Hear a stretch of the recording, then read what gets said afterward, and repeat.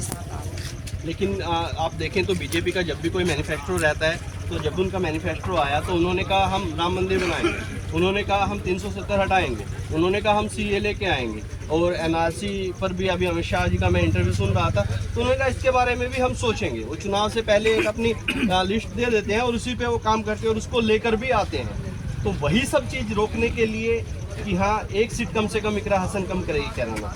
बिल्कुल, देखिए विपक्ष का काम है मजबूती से, हमें चाहिए मजबूत आवाज़ें जो संसद में हमारे मुद्दे उठा सकें। और मैं अपने लोगों को यही कहना चाहती हूँ कि अगर मुझे उन्होंने मौका दिया तो मैं और कुछ नहीं तो मैं अपने लोगों की आवाज़ को मजबूती से रखूँगी वहाँ पर। तो इसीलिए ज़रूरी है कि ऐसे जनप्रतिनिधि चुने जाएँ जो वहाँ पर खड़े होकर हमारे लोगों की लड़ाई लड़ सकें। और मैं अपने लोगों को ये विश्वास दिलाना चाहती हूँ कि अगर मुझे मौका मिला तो मैं ये काम में पूरे करके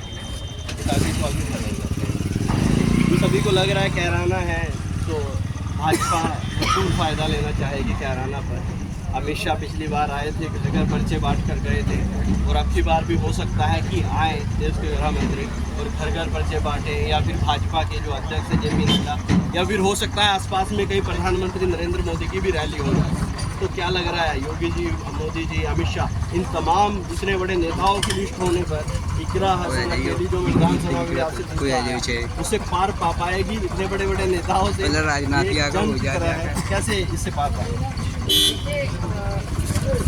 भाजपा का जो काम है वो हमेशा जो लोकल मुद्दे हैं उनको इग्नोर करने के लिए बड़े बड़े चेहरे लाते हैं, बाकी ध्यान उन पर रहे और मेन हमारे इशू है उनसे ध्यान रखें। इस बार चेंज अपने इलाके में महसूस करते हैं कि ये लोकल इशू है और जो लोकल पॉलिटिशियंस हैं, जो लोकल नेता हैं उन पर ज़्यादा प्रत्याशियों पर तो, और यहाँ के जो लोकल मुद्दे हैं नेशनल मुद्दे नहीं, और इस बार लोकल मुद्दे उभर कर आ रहे हैं।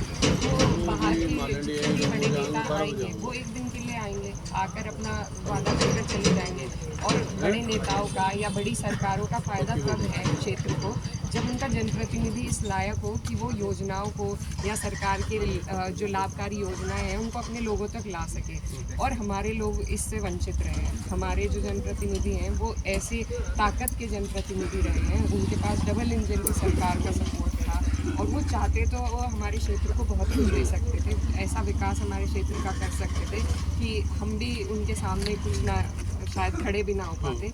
लेकिन क्या फ़ायदा हुआ डबल इंजन की सरकार का जब हमारा जनप्रतिनिधि हमारे लोगों के लिए कुछ लेकर ही नहीं आ पाए। तो इसलिए ज़रूरी है कि जो अपने जनप्रतिनिधि हैं वो भी मजबूत हो, जब वो मजबूत होंगे तो तभी वो आपके लिए योजनाएं भी ला पाएंगे, आपकी आवाज़ भी उठा पाएंगे और आपके लिए लड़ भी पाएंगे। तो इसलिए ये इशू हमारे एरिया में इस बार सबसे ज़्यादा प्रोमिनेंट है। बाहर के लोगों को एक दिन आना है, वादे करके जाना है, लेकिन जो काम करना है वो यहाँ के जनप्रतिनिधि को करना है। उस जनप्रतिनिधि को रोज़ लोगों के बीच में रहना है और अपने पुराने कार्यकाल में जो एग्जाम्पल हमारे सांसद जी ने सेट किया है, मुझे लगता है कि उससे उन्हें नुकसान ज़रूर है। चुनाव अच्छा रहे। देखिए इकरा हसन से हम बातचीत कर रहे थे और